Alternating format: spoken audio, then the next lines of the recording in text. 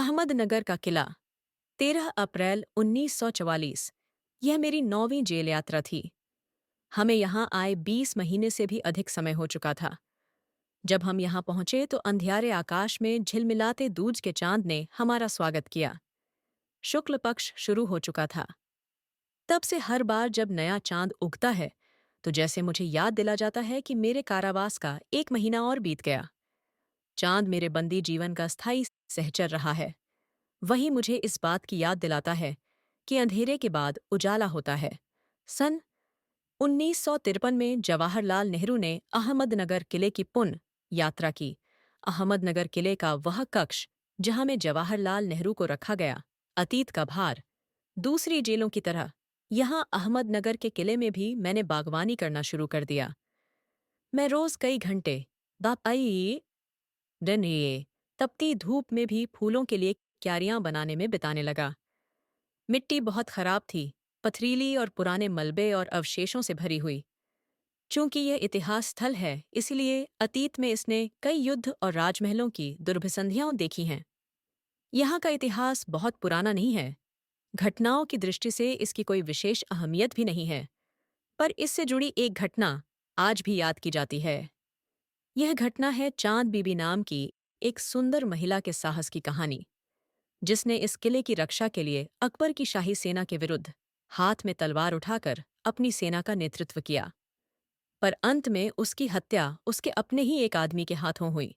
खुदाई के दौरान हमें जमीन की सतह के बहुत नीचे दबे हुए प्राचीन दीवारों के हिस्से और कुछ गुंबदों और इमारतों के ऊपरी हिस्से मिले। हम बहुत दूर नहीं जा सके, क्योंकि न तो अधिकारियों से इसकी मंजूरी मिली और न ही हमारे पास इस काम को जारी रखने के साधन थे। अब मैंने कुदाल छोड़कर हाथ में कलम उठा ली है, पर मैं जब तक आज़ाद नहीं हो जाता और कर्म के माध्यम से वर्तमान को अपने अनुभव का हिस्सा नहीं बना लेता, मैं उसके बारे में नहीं लिख सकता। न ही पैगंबर की भूमिका अख्तियार कर मैं फिलहाल भविष्य के बारे में लिख सकता हूँ। बचा रहता है अतीत, पर मैं उसके बारे में भी किसी इतिहासकार या विद्वान की तरह विद्वत्तापूर्ण शैली में नहीं लिख सकता। मैं पहले की ही तरह अपने आज के विचारों और क्रियाकलापों के साथ संबंध स्थापित करके ही उसके बारे में कुछ लिख सकता हूँ। गेटे ने एक बार कहा था कि इस तरह का इतिहास लेखन अतीत के भारी बोझ से एक सीमा तक राहत दिलाता है। अतीत का दबाव दबाव भला हो या बुरा, दोनों तरह अभिभूत करता है। कभी कभी यह दबाव दमघोंटू होता है, खास तौर पर उन लोगों के लिए जिनकी जड़ें बहुत पुरानी सभ्यताओं में होती हैं, मसलन भारत और चीन की सभ्यताएं। आखिर मेरी विरासत क्या है? मैं किन बातों का उत्तराधिकारी हूँ? क्या उन सब का जिसे मानवता ने दसियों हजारों साल के दौरान हासिल किया? उसकी विजयों के उल्लास का, उसकी पराजयों की दुखद यंत्रणा का, मानव के उन हैरतअंगेज साहसिक कार्यों का, जिनकी शुरुआत युगों पहले हुई और जो अब भी जारी हैं और हमें आकर्षित करती हैं। मैं इस सब का वारिस हूँ, साथ ही उस सब का भी जिसमें पूरी मानव जाति की साझेदारी है। हम भारतवासियों की विरासत में एक खास बात है, जो अनोखी नहीं है, क्योंकि कोई व्यक्ति औरों से एकदम अलग नहीं होता। अलबत्ता एक बात हम लोगों पर विशेष रूप से लागू होती है, जो हमारे रक्त, मांस और अस्थियों में समाई है। इसी विशेषता से हमारा वर्तमान रूप बना है और हमारा भावी रूप बनेगा। इसी विशिष्ट विरासत का विचार और वर्तमान पर इसे लागू करने की बात एक लंबे अरसे से मेरे मन में घर किए है। मैं इसी के बारे में लिखना चाहता हूँ। विषय की कठिनाई और जटिलता मुझे भयभीत करती है। मुझे लगता है कि मैं सतही तौर पर इसका स्पर्श ही कर सकता हूँ।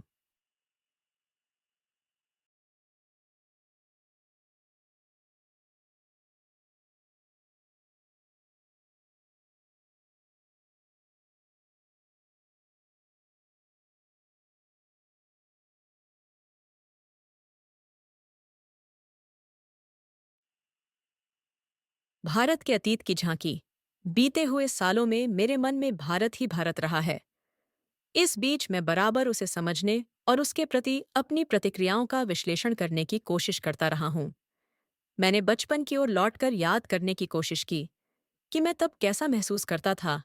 मेरे मन में इस अवधारणा ने कैसा धुंधला रूप ले लिया था और मेरे ताज़ा अनुभव ने उसे कैसे संवारा था। आखिर यह भारत है क्या? अतीत में यह किस विशेषता का प्रतिनिधित्व करता था? उसने अपनी प्राचीन शक्ति को कैसे खो दिया? क्या उसने इस शक्ति को पूरी तरह खो दिया है?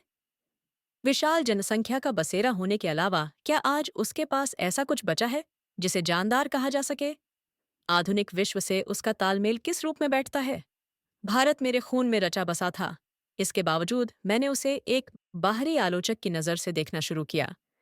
ऐसा आलोचक जो वर्तमान के साथ साथ अतीत के बहुत से अवशेषों को, जिन्हें उसने देखा था, नापसंद करता था। एक हद तक मैं उस तक पश्चिम के रास्ते से होकर पहुंचा था। मैंने उसे उसी भाव से देखा जैसे संभवतः किसी पश्चिमी मित्र ने देखा होता। मेरे भीतर शंकाएं सिर उठा रही थीं।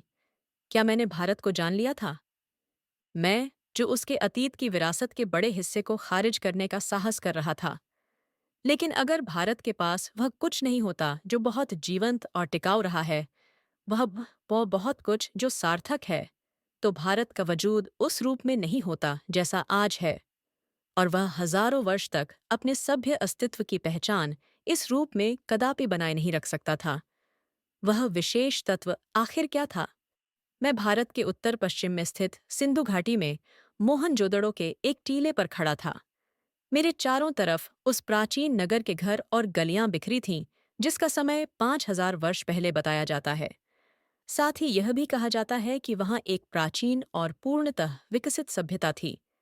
इनके स्थायी रूप से टिके रहने का कारण है इसका ठेठ भारतीयपन, और यही आधुनिक भारतीय सभ्यता का आधार है। यह विचार आश्चर्यचकित कर देता है कि कोई संस्कृति या सभ्यता इस प्रकार 5-6 हजार वर्ष या उससे भी कुछ अधिक समय तक मोहनजोदड़ो की एक नाली और उसका विशाल प्रवेश द्वार निरंतर बनी रहे, वह भी बराबर परिवर्तनशील और विकासमान रहकर। फारस, मिस्र, ग्रीस, चीन, अरब, मध्य एशिया और भूमध्य सागर के लोगों से उसका बराबर निकट संपर्क रहा।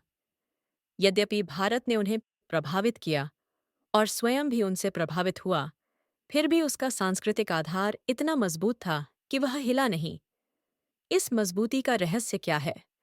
मैंने भारत का इतिहास और उसके विशाल प्राचीन साहित्य के कुछ अंशों को पढ़ा। मुझ पर विचारों की तेजस्विता, भाषा की स्पष्टता और उसके पीछे सक्रिय मस्तिष्क की समृद्धि ने गहरा प्रभाव डाला। मैंने उन पराक्रमी यात्रियों के साथ भारत की यात्रा की जो सुदूर अतीत में यहाँ चीन तथा पश्चिमी और मध्य एशिया से आए थे और अपनी यात्राओं की दास्तान छोड़ गए थे। मैं पूर्वी एशिया, उटी, बेशिया, अंगकोर, बोरोबुदुर और बहुत सी जगहों में भारत की उपलब्धियों के बारे में सोचने लगा। मैं उस हिमालय पर घूमता रहा जिसका पुराने मिथकों और दंतकथाओं के साथ निकट संबंध है और जिसने हमारे विचारों और साहित्य को बहुत दूर तक प्रभावित किया है। पहाड़ों के प्रति मेरे प्रेम ने और कश्मीर के साथ मेरे खून के रिश्ते ने मुझे उनकी ओर विशेष रूप से आकर्षित किया। इस महान पर्वत से निकलकर भारत के मैदानों में बहने वाली भारत की विशाल नदियों ने मुझे आकर्षित किया और इतिहास के अनगिनत पहलुओं की याद ताज़ा की। इंडस या सिंधु, जिसके आधार पर हमारे इस देश का नाम पड़ा इंडिया और हिंदुस्तान, और जिसे पार करके हजारों वर्षों से यहाँ जातियां और कबीले, काफिले और फौजें आती रही हैं। ब्रह्मपुत्र इतिहास की मुख्यधारा से लगभग कटी हुई, पर पुरानी कहानियों में आज भी जीवित उत्तर पूर्वी पहाड़ियों के हृदय में पड़ी गहरी दरारों के बीच से बरबस मार्ग बनाती हुई भारत में प्रवेश करती है और फिर पहाड़ों और जंगलों से भरे मैदान के बीच शांत रमणीय धारा के रूप में बहने लगती है यमुना, जिसके चारों ओर नृत्य, उत्सव और नाटक से संबद्ध न जाने कितनी पौराणिक कथाएं एकत्र हैं। इन सब से बढ़कर है भारत की नदी गंगा, जिसने इतिहास के आनरब से ही भारत के हृदय पर राज किया है और लाखों की तादाद में लोगों को अपने तटों की ओर खींचा है। प्राचीन काल से आधुनिक युग तक गंगा की गाथा भारत की सभ्यता और संस्कृति की कहानी है। मैंने पुराने स्मारकों और भग्नावशेषों को और पुरानी मूर्तियों और भित्ति चित्रों को देखा, अजंता, एलोरा, एलिफेंटा की गुफाओं और अन्य स्थानों को देखा। मैंने आगरा और दिल्ली में कुछ समय बाद बनी खूबसूरत इमारतों को भी देखा, जहाँ का प्रत्येक पत्थर भारत के अतीत की कहानी कह रहा था। मैं अपने शहर इलाहाबाद में या फिर हरिद्वार में महान स्नान पर्व कुंभ के मेले में जाता हूँ और देखता हूँ कि वहाँ अब भी सैकड़ों और हजारों की तादाद में लोग आते हैं, वैसे ही जैसे हजारों वर्ष से उनके पुरखे गंगा स्नान करने के लिए भारत के सभी कोनों से आते रहे हैं। मुझे 1300 साल पहले चीनी यात्रियों और कुछ दूसरे लोगों द्वारा लिखे इन पर्वों के वर्णनों की याद आ जाती है। गो कि उस समय भी ये मेले पुराने पड़ चुके थे और अनजाने प्राचीन काल में गुम हो गए थे। मुझे हैरत होती थी कि वह कौन सी प्रबल आस्था थी जो हमारे लोगों को अनगिनत पीढ़ियों से भारत की इस प्रसिद्ध नदी की ओर खींचती रही है। मेरे अध्ययन की पृष्ठभूमि के साथ इन यात्राओं और दौरों ने मिलकर मुझे अतीत में देखने की अंतर्दृष्टि दी। मेरे मन में भारत की जो तस्वीर थी, उसमें धीरे धीरे सच्चाई का बोध घर करने लगा। मेरे पूर्वजों की भूमि में ऐसे जीते जागते लोग आबाद हो गए, जो हंसते रोते थे, प्यार करते थे और पीड़ा भोगते थे।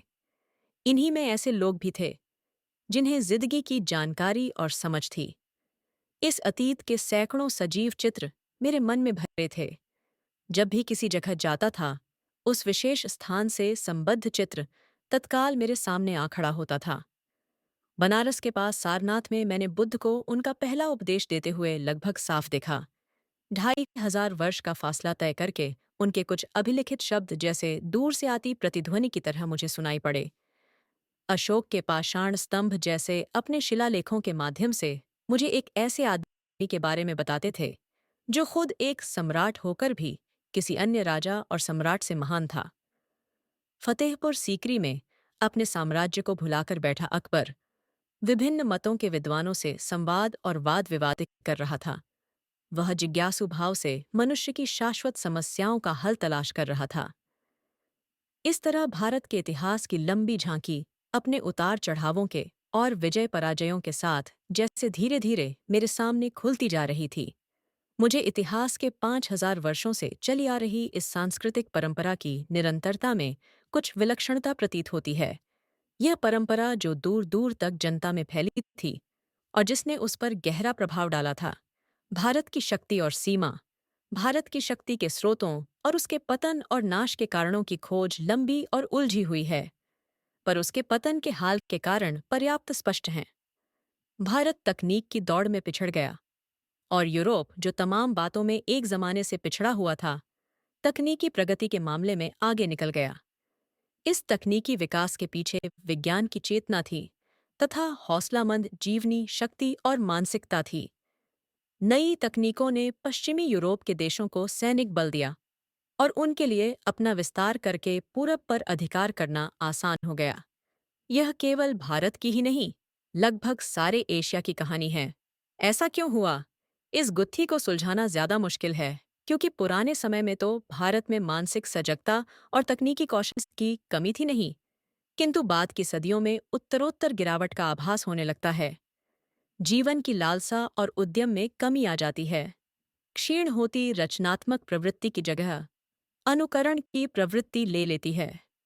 जहां कामयाबी के साथ विद्रोही विचार पद्धति ने प्रकृति और ब्रह्मांड के रहस्यों को भेदने का प्रयास किया था, वहां शब्दाडंबर से लैस भाष्यकार उसकी जगह लेता दिखाई देने लगता है। भव्य कला और मूर्ति निर्माण का स्थान जटिल पच्चीकारी वाली सावधानी से की गई नक्काशी लेने लगी। प्रभावी किंतु सरल, सजीव और समृद्ध भाषा की जगह अत्यंत अलंकृत और जटिल साहित्य शैली ने ले ली। साहसिक कार्यों की लालसा और छलकती हुई जिंदगी, जिसके कारण सुदूर देशों में भारतीय संस्कृति का प्रसार संभव हो सका था, क्षीण हो चली और उसके स्थान पर महासागरों को पार करने पर रोक लगाने वाली संकीर्ण रूढ़िवादिता ने जन्म ले लिया। जांच पड़ताल की विवेकपूर्ण चेतना लुप्त होती गई और अतीत की अंधी मूर्ति पूजा ने उसकी जगह ले ली। अतीत के विकट भार ने उसे कुचल कर रख दिया और वह एक तरह की मूर्छित चाह से ग्रस्त हो गई। मानसिक जड़ता और शारीरिक थकावट की इस हालत में भारत का ह्रास होने लगा। वह गतिहीन और जड़ हो गया, जबकि विश्व के दूसरे हिस्से प्रगति के पथ पर बढ़ते गए। किंतु यह स्थिति का पूरा और पूर्णतः सही सर्वेक्षण नहीं है। यदि केवल जड़ता और गतिहीनता का एक रस और लंबा दौर रहा होता तो उसका नाता अतीत से पूरी तरह टूट जाता। एक युग का अंत और उसके ध्वंसावशेषों पर किसी नई चीज का निर्माण होता। इस तरह का क्रमभंग नहीं हुआ और भारत में भी निरंतरता बनी रही। इसके अलावा समय समय पर पुनर्जागरण गे नी मनी वे थे के दौर आते रहे, नए को समझने और उसे अनुकूल बनाकर कम से कम पुराने के उस अंश के साथ जिसको रक्षा करने लायक समझा गया उसका सामंजस्य करने के प्रयास साफ दिखाई पड़ते हैं।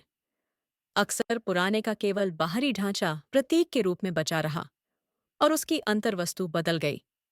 ऐसी लालसा जो लोगों को उस लक्ष्य की ओर खींचती है जो पूरी तरह सिद्ध नहीं किया जा सका हो, और साथ ही प्राचीन और नवीन के बीच सामंजस्य स्थापित करने की इच्छा बराबर बनी रहती है। इसी लालसा ने उन्हें गति दी और उन्हें पुराने को बनाए रखने के साथ साथ नए विचारों को आत्मसात करने की सामर्थ्य दी। भारत की तलाश, पुस्तकों, प्राचीन स्मारकों और विगत सांस्कृतिक उपलब्धियों ने मुझ में एक हद तक भारत की समझ तो पैदा की, लेकिन मुझे उससे संतोष नहीं हुआ। न ही मुझे वह उत्तर मिला जिसकी मैं तलाश कर रहा था। वर्तमान मेरे लिए और मुझ जैसे बहुत से और लोगों के लिए मध्ययुगीनता, भयंकर गरीबी एवं दुर्गति और मध्य वर्ग की कुछ कुछ सतही आधुनिकता का विचित्र मिश्रण है। मैं अपने वर्ग और अपनी किस्म के लोगों का प्रशंसक नहीं था, फिर भी भारतीय संघर्ष में नेतृत्व के लिए मैं निश्चित रूप से मध्य वर्ग की ओर देखता था। यह मध्य वर्ग स्वयं को बंदी और सीमाओं में जकड़ा हुआ महसूस करता था और खुद तरक्की और विकास करना चाहता था। अंग्रेजी शासन के ढांचे के भीतर ऐसा न कर पाने के कारण उसके भीतर विद्रोह की चेतना पनपी। लेकिन यह चेतना उस ढांचे के खिलाफ नहीं जाती थी जिसने हमें रौंद दिया था। ये उस ढांचे को बनाए रखना चाहते थे और अंग्रेजों को हटाकर उसका संचालन करना चाहते थे। ये मध्य वर्ग के लोग इस हद तक इस ढांचे की पैदाइश थे कि उसे चुनौती देना या उसे उखाड़ फेंकने का प्रयास करना इनके बस की बात नहीं थी। नई ताकतों ने सिर उठाया और वे हमें ग्रामीण जनता की ओर ले गईं। पहली बार एक नया और दूसरे ढंग का भारत उन युवा बुद्धिजीवियों के सामने आया जो इसके अस्तित्व को लगभग भूल ही गए थे या उसे बहुत तस्नीर कम अहमियत देते थे। यह दृश्य बेचैन कर देने वाला था इसलिए कि उसने हमारे कुछ मूल्यों और निष्कर्षों में संदेह उत्पन्न कर दिया था। तब हमने भारत के वास्तविक रूप की तलाश शुरू की और इससे हमारे भीतर इसकी समझ और द्वंद्व दोनों ही पैदा हुए। कुछ लोग इस ग्रामीण समुदाय से पहले से परिचित थे, इसलिए उन्हें कोई नया उत्तेजक अनुभव नहीं हुआ, पर मेरे लिए यह सही अर्थों में नई तलाश के लिए यात्रा थी। गोया कि मुझे बराबर अपने लोगों ने की असफलताओं और कमजोरियों का दर्द भरा एहसास रहता था, पर भारत की ग्रामीण जनता में कुछ ऐसा था जिसे परिभाषित करना कठिन है, पर उसने मुझे बराबर आकर्षित किया। उनमें कुछ ऐसी बात थी जो मध्य वर्ग में अनुपस्थित थी। मैं आम जनता की अवधारणा को काल्पनिक नहीं बनाना चाहता। मेरे लिए भारत के लोगों का अपनी सारी विविधता के साथ वास्तविक अस्तित्व है। उनकी विशाल संख्या के बावजूद मैं उनके बारे में अनिश्चित समुदायों के नहीं, व्यक्तियों के रूप में सोचने की कोशिश करता हूँ। चूंकि मैंने उनसे बहुत अपेक्षाएं नहीं रखी, शायद इसीलिए मुझे निराशा भी नहीं हुई। मैंने जितनी उम्मीद की थी उससे कहीं अधिक पाया। मुझे सूझा कि इसका कारण और इसके साथ ही उनमें जो एक प्रकार की दृढ़ता और अंतःशक्ति है, उसका कारण भारत की प्राचीन सांस्कृतिक परंपरा है जिसे उन्होंने कुछ अंशों में अब भी बचाए रखा है। पिछले 200 वर्षों में उन्होंने जो अत्याचार झेला है, बहुत कुछ तो उसी के कारण समाप्त हो गया। फिर भी कुछ तो ऐसा बच रहा है जो सार्थक है, और उसके साथ बहुत कुछ ऐसा है जो निरर्थक और अनिष्टकर है। भारत माता। अक्सर जब मैं एक के बाद एक सभा में जाता तो श्रोताओं से मैं अपने इस देश की चर्चा करता, हिंदुस्तान की और साथ ही भारत की, जो जाति के संस्थापक भरत के नाम पर आधारित इसका प्राचीन संस्कृत नाम है। मैंने शहरों में ऐसा कम किया क्योंकि वहां के श्रोता अपेक्षाकृत आधुनिक थे और वे अधिक दमदार भाषण की अपेक्षा करते थे। पर सीमित नज़ारिए वाले किसानों को मैंने इस महान देश की बाबत बताया जिसकी मुक्ति के लिए हम संघर्ष कर रहे हैं, कि कैसे इसका हर हिस्सा दूसरे से भिन्न होते हुए भी भारतहित है।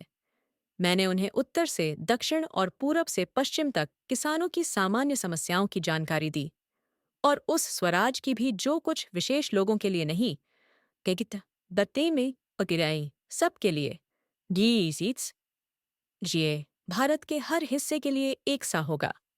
मैंने उन्हें सुदूर उत्तर पश्चिम में खैबर पास से कन्याकुमारी या केप कॉमरिन तक अपनी यात्रा के बारे में बताया। मैंने बताया कि कैसे हर जगह मुझसे किसानों ने एक जैसे सवाल पूछे, क्योंकि उनकी समस्याएं समान थीं: गरीबी, कर्ज, निहित स्वार्थ, जमींदार, महाजन, भारी लगान और कर, पुलिस के अत्याचार, और ये सब उस ढांचे में लिपटे हुए थे जिसे हमारे ऊपर विदेशी हुकूमत ने आरोपित किया था। साथ ही यह भी कि राहत भी सबके लिए आनी चाहिए। मैंने इस बात की कोशिश की कि वे भारत को अखंड मानकर उसके बारे में सोचें, साथ ही थोड़ा बहुत उस विराट विश्व के बारे में भी सोचें जिसके हम एक हिस्से हैं।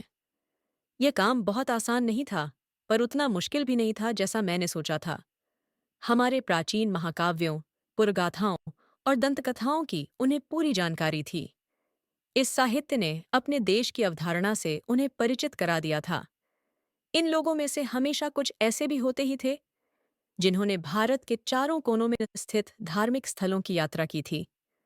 कभी-कभी जैसे ही मैं किसी सभा में पहुंचता था, मेरे स्वागत में अनेक कंठों का स्वर गूंज उठता था, भारत माता की जय। मैं उनसे अचानक प्रश्न कर देता कि इस पुकार से उनका क्या आशय है। मेरा प्रश्न उन्हें मनोरंजक लगता और चकित करता। उनकी ठीक ठीक समझ में नहीं आता कि वे मुझे क्या जवाब दें, और तब वे एक दूसरे की ओर और फिर मेरी ओर ताकने लगते।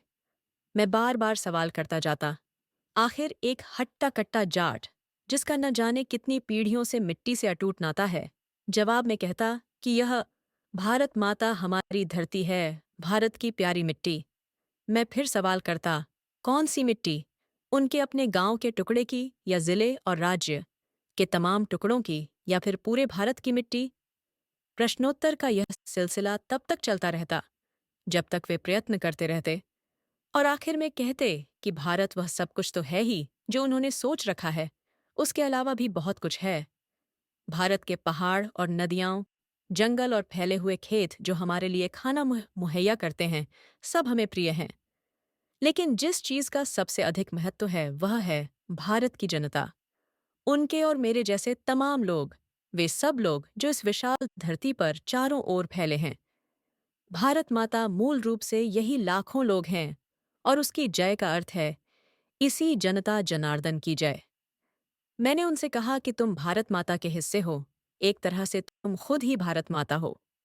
जैसे जैसे यह विचार धीरे धीरे उनके दिमाग में बैठता जाता, उनकी आंखें चमकने लगतीं, मानो उन्होंने कोई महान खोज कर ली हो। भारत की विविधता और एकता, भारत की विविधता अद्भुत है, प्रकट है, वह सतह पर दिखाई पड़ती है और कोई भी उसे देख सकता है। इसका ताल्लुक शारीरिक रूप से भी है और मानसिक आदतों और विशेषताओं से भी। बाहर से देखने पर उत्तर पश्चिमी इलाके के पठान और सुदूर दक्षिण के वासी तमिल में बहुत कम समानता है। उनकी नस्लें भिन्न हैं, हालांकि उनके भीतर कुछ समान सूत्र हो सकते हैं। वे चेहरे और शरीर गठन में, खाने और पहनावे में और भाषा में एक दूसरे से भिन्न होते हैं। उत्तर पश्चिमी सीमांत प्रदेश में मध्य एशिया की गमक तो है ही, वहाँ के बहुत से रीति रिवाज, जैसे कश्मीर के भी, हिमालय के उस पार के देशों की याद दिलाते हैं। पठानों के लोक प्रचलित नृत्य रूसी कोजक नृत्य शैली से मिलते हैं। इन तमाम भिन्नताओं के बावजूद पठान पर भारत की छाप वैसी ही स्पष्ट है जैसी तमिल पर। इसमें कोई अचरज नहीं, क्योंकि सीमा के ये प्रदेश, और साथ ही अफगानिस्तान भी, भारत के साथ हजारों वर्ष से जुड़े रहे हैं। ये पुराने तुर्क और दूसरी जातियां जो अफगानिस्तान और कुसिनतीरिये मध्य एशिया में बसी थीं, इस्लाम के आने से पहले बौद्ध थीं और उससे भी पहले वैदिक काल में हिंदू थीं। सीमांत क्षेत्र प्राचीन भारतीय संस्कृति के प्रमुख केंद्रों में से था। अब भी स्मारकों और मठों के ढेरों ध्वस्त अवशेष उसमें बिखरे हैं, विशेष रूप से तक्षशिला के महान विश्वविद्यालय के, जो 2000 वर्ष पहले अपनी प्रसिद्धि की चरम सीमा पर था। सारे भारत के साथ ही एशिया के विभिन्न भागों से विद्यार्थी यहाँ खिंचे आते थे। धर्म परिवर्तन से अंतर जरूर आया, पर उन क्षेत्रों के लोगों ने जो मानसिकता विकसित कर ली थी, वह पूरी तरह नहीं की तह नहीं बदल सकी। पठान और तमिल दो चरम उदाहरण हैं। बाकी की स्थिति कहीं इन दोनों के बीच में है। सबकी अपनी अलग अलग विशेषताएं हैं, पर सब पर इससे भी गहरी छाप भारतीयता की है। यह जानकारी बेहद हैरत में डालने वाली है कि बंगाली, मराठी, गुजराती, तमिल, आंध्र, उड़िया, असमी, कन्नड़, मलयाली, सिंधी, पंजाबी, पठान, कश्मीरी, राजपूत और हिंदुस्तानी भाषाभाषी जनता से बसा हुआ विशाल मध्य भाग कैसे सैकड़ों वर्षों से अपनी अपनी अलग पहचान बनाए रहा। इसके बावजूद इन सब के गुण दोष कमोबेश एक से हैं। इसकी जानकारी पुरानी परंपरा और अभिलेखों से मिलती है। साथ ही इस पूरे दौरान वे ऐसे भारतीय बने रहे हैं जिनकी राष्ट्रीय विरासत एक ही थी और उनकी नैतिक और मानसिक विशेषताएं भी समान थीं। प्राचीन चीन की तरह प्राचीन भारत अपने आप में एक दुनिया थी, एक संस्कृति और सभ्यता थी जिसने तमाम चीजों को आकार दिया था। विदेशी प्रभाव आए और अक्सर उस संस्कृति को प्रभावित करके उसी में जज्ब हो गए। जब भी विघटनकारी तत्व उभरे, तत्काल उन्होंने सामंजस्य खोजने के प्रयास को बढ़ावा दिया। सभ्यता के आरंभ से ही भारतीय मानस में एकता के स्वप्न ने अपनी जगह बनाए रखी। इस एकता की कल्पना कभी किसी बाहर से आरोपित वस्तु या बाहरी तत्वों के या विश्वास के मानकीकरण के रूप में नहीं की गई। इसके अंतर्गत विश्वासों और रीति रिवाजों के प्रति अपार सहिष्णुता का पालन किया गया और साथ ही हर तरह की विविधता को मान्यता ही नहीं प्रोत्साहन भी दिया गया। किसी एक देशीय समूह में, चाहे वे कितने घनिष्ठ रूप में एक दूसरे से जुड़े हों, छोटी बड़ी भिन्नताएं हमेशा देखी जा सकती हैं। उस समूह की मूल एकता तब प्रकट होती है जब उसकी तुलना किसी अन्य देशीय समूह से की जाती है। यह बात अलग है कि अक्सर दो निकटवर्ती समूहों की भिन्नता सीमांत इलाकों में या तो धुंधली पड़ जाती हैं या आपस में घुल मिल जाती हैं। प्राचीन और मध्य युग में आधुनिक राष्ट्र के विचार ने जन्म नहीं लिया था और सामंती, धार्मिक या जातीय संबंधों का महत्व अधिक था। फिर भी मेरा विचार है कि ज्ञात इतिहास में किसी भी समय एक भारतवासी भारत के किसी भी हिस्से में अपने ही घर की सी अपनेपन की अनुभूति करता था, जबकि किसी भी दूसरे देश में पहुंचकर वह अजनबी और परदेसी महसूस करता था। उन देशों में जाकर जिन्होंने कुछ दूर तक उसकी संस्कृति या धर्म को अपना लिया था, उसे अजनबीपन का बोध निश्चय ही कम होता था।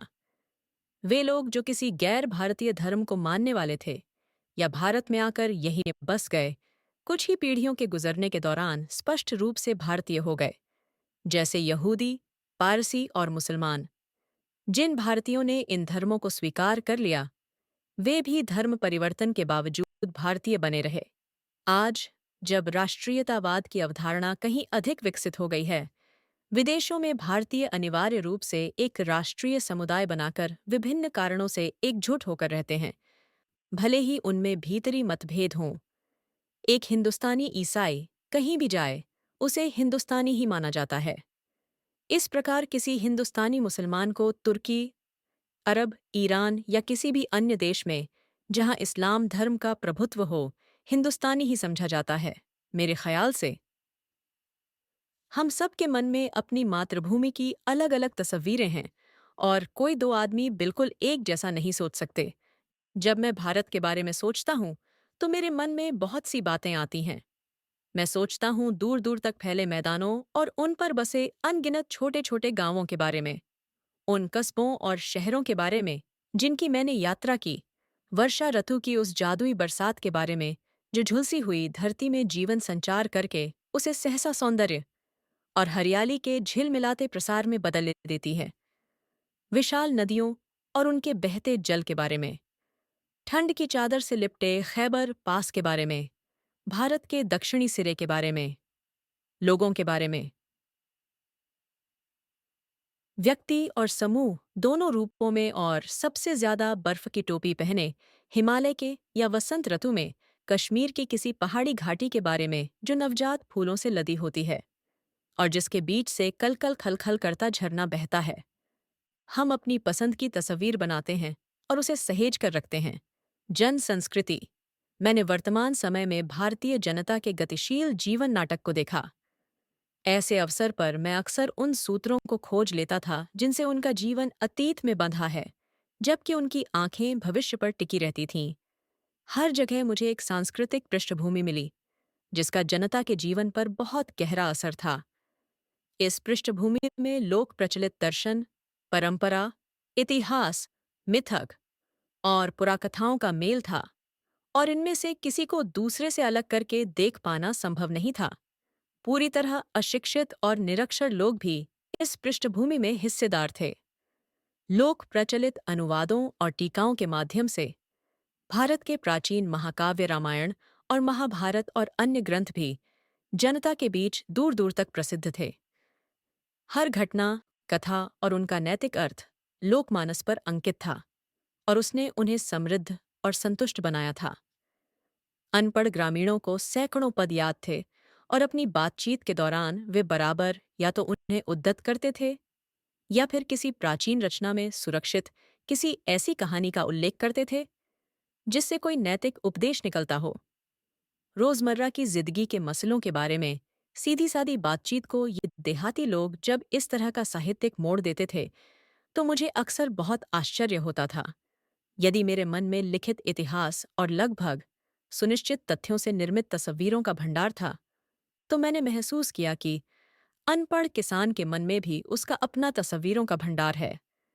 यह बात अलग है कि उसका स्रोत पुराकथाएं एवं परंपरा और महाकाव्य के नायक नायिकाएं ही अधिक थीं और इतिहास बहुत कम। तिस पर भी वह बहुत स्पष्ट होता था। मैं उनके चेहरे, उनके आकार और उनकी चाल ढाल को ध्यान से देखता। उनके बीच बहुत से संवेदनशील चेहरे, बलिष्ठ देह और सीधे साफ अवयवों वाले पुरुष दिखाई देते। महिलाओं में लावण्य, नम्रता, गरिमा और संतुलन के साथ साथ एक ऐसा चेहरा जो अवसाद से भरा होता था। कभी कभी किसी देहाती रास्ते या गांव के बीच से गुजरते हुए मेरी नज़र किसी मनोहर पुरुष या सुंदर स्त्री पर पड़ती थी, तो मैं विस्मय विमुग्ध हो जाता था। वे मुझे पुराने भित्ति चित्रों की याद दिला देते थे। मुझे इस बात से हैरत होती कि उन तमाम भयानक कष्टों के बावजूद, जिनसे भारत युगों तक गुजरता रहा, आखिर यह सौंदर्य कैसे टिका और बना रहा। इन लोगों को साथ लेकर हम क्या नहीं कर सकते, बशर्ते इनके हालात बेहतर हों और इनके पास कुछ करने के ज्यादा अवसर हों। चारों ओर गरीबी और उससे पैदा होने वाली अनगिनत विपत्तियां फैली थीं और इसकी छाप हर माथे पर थी। जिंदगी को कुचलकर विकृत और भयंकर रूप दे दिया गया था। इस विकृति से तरह तरह के भ्रष्टाचार पैदा हुए और लगातार अभाव और असुरक्षा की स्थिति बनी रहने लगी। यह सब देखने में सुखद नहीं था, पर भारत की असलियत यही थी। स्थितियों को समर्पित भाव से स्वीकार करने की प्रवृत्ति प्रबल थी, पर साथ ही एक प्रकार की नम्रता और भलमनसाहत थी, जो हजारों वर्ष की सांस्कृतिक विरासत की देन थी, जिसे बड़े से बड़ा दुर्भाग्य भी न हो मिटा पाया था।